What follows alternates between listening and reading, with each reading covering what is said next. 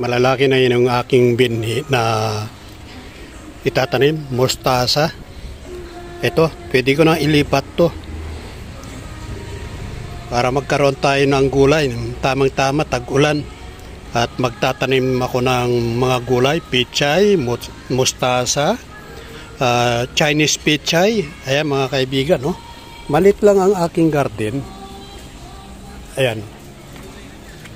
Lagyan ko ng kawayan na bakod dahil nga maraming pusa rito ay pagtataya kakalaig din.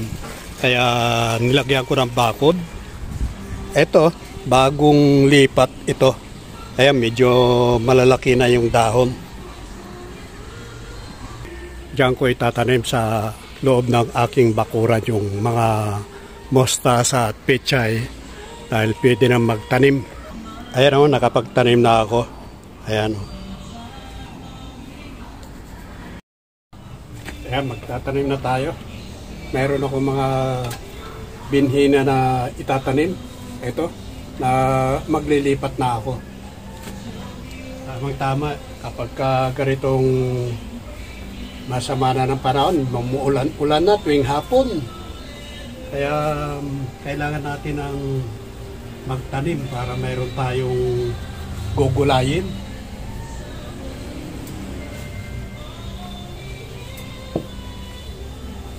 Tiyaga-tiyaga lang sa pagtatanim talaga para magkaroon ng gulay.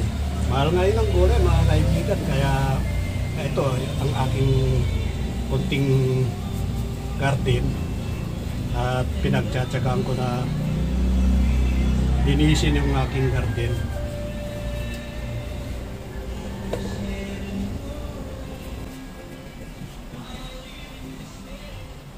Mustasa at saka pizza yung aking pinatanim.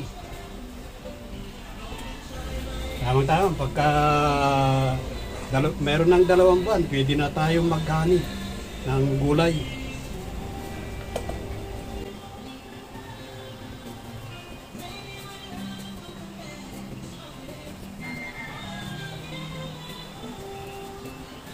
Maliit lang yung ating garden. Mustasa at pichay.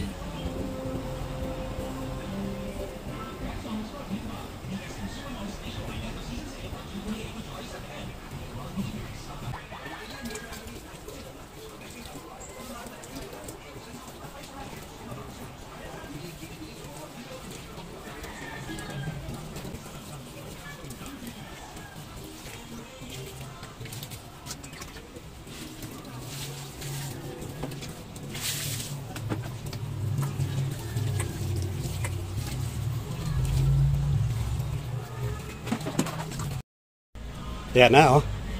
Oh. Yung aking gulay. Kahit na malit lang ng aking mga garden. Ayan, meron ako dito ng mga herbal, pandan. Meron akong tanim na gabi. Tapos ito, sambong, loya. Meron akong loya rin. Ayan ang mga tinatanim ko, yung mga herbal at gulay. Kaysa halaman, meron din ako ritong eto, lemon to, lemon.